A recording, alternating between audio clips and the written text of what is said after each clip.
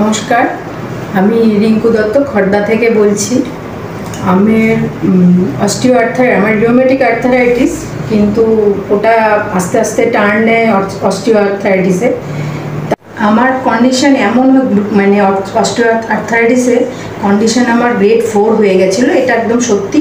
এবং আমি অনেক অর্থোপেডিক দেখিয়েছি এবং লাস্ট একজন ভীষণ নাম করা একজন ডক্টর আমাকে যে নাকি দেখে বললো আমার হাঁটু দুটো একদম মানে যেদিন ওনাকে দেখাতে যাই উনি এক সপ্তাহের মধ্যে আমাকে অপারেশন করতে বলেছিলেন, এত আমার নাকি কন্ডিশন খুবই খারাপ ছিল। তা গ্রেড 4 খুব কন্ডিশন খারাপ, মানে এক সপ্তাহের মধ্যে ওই দিন।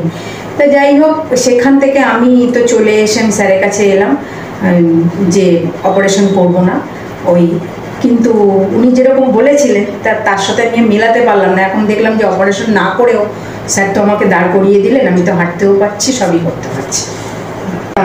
অনেক বছর ধরেই ভুগছি, এটা আমার অনেক আগেরই রোগ।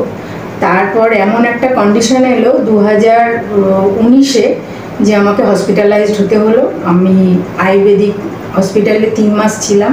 তো ওখানে আমার নানা রকম ট্রিটমেন্ট করিয়ে 3 মাস আয়ুর্বেদিক ট্রিটমেন্ট করিয়ে আমার অবস্থা এমন খারাপ হয়ে গেছিলো যে আমি পুরো বেড রিডেন হয়ে গেছিলাম, একদম বিছানায় শোয়া। সেখান থেকে আমি বাড়িতে আসার পর মানে একদম মানে ফিজিক্যালি মেন্টালি সব দিক দিয়ে আমি একদম খারাপ অবস্থা হয়ে গেছিল।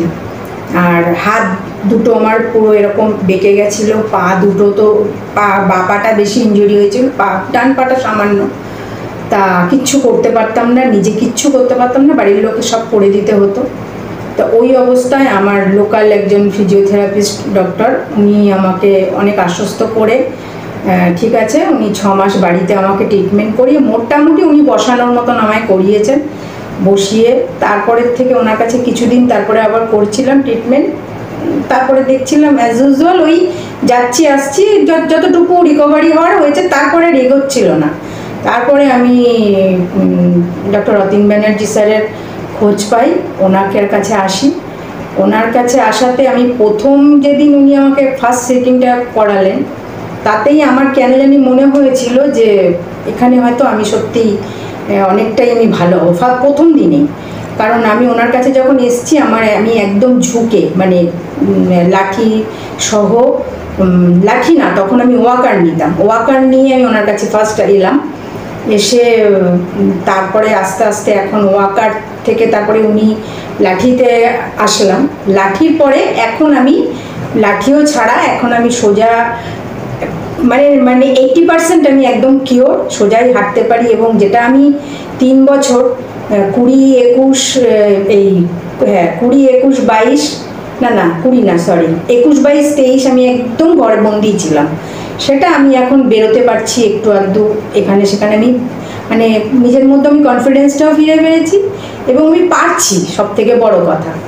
আর স্যারের তো তুলনা নেই, মানে উনি শুধু মেন্টালি নয় ফিজিক্যালিও উনি আমাকে অনেকটা ফিট করে দিয়েছে। এবং আমি নয়, আমার বাড়ির সকলেই খুব হ্যাপি আমার এই ইমপ্রুভমেন্ট দেখে, সবাই বলছে।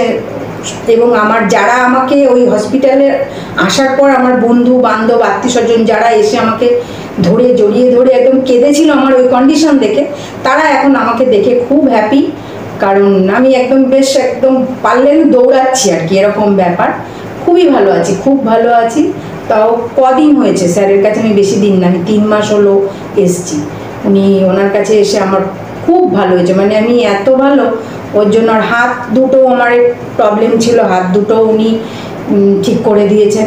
এখন অ্যাক্টিভিটি আমার একদম নর্মাল মানুষের মতন, কোনো অ্যাবনর্মালিটি নেই আমার। ব্যথা তো নেই, অ্যাবনর্মালিটিও নেই কোনো। এখনো একটু ডিফর্মিটি যেহেতু আছে, একটু পাটা বেঁকে আছে বলে একটু প্রবলেম হচ্ছে। এমনি ঘামটা প্রবলেম বলতে ওই একটু হাঁটতে গেলে একটু, যেহেতু প্রেশারটা পড়ছে, যেহেতু আমি বেঁকে আছি, একটু পাটা বেঁকে আছে। না হলে আমি একদম অলোকে, আমার কোনো না ব্যথা না কোনো কিচ্ছু নেই। এবং মুভমেন্ট, আমি বিছনায় শুয়ে যদি এপাশ ওপাশ একদম দুর্ধর্ষ করছি, একদম ওকে আছে। এর জন্য স্যারকে অসংখ্য ধন্যবাদ। আরও স্যার তো আমাকে আশ্বাস দিচ্ছেন একদম মানে 100% আমি সোজা হয়ে হাঁটতে পারবো। দেখা যাক এবার কি হয়।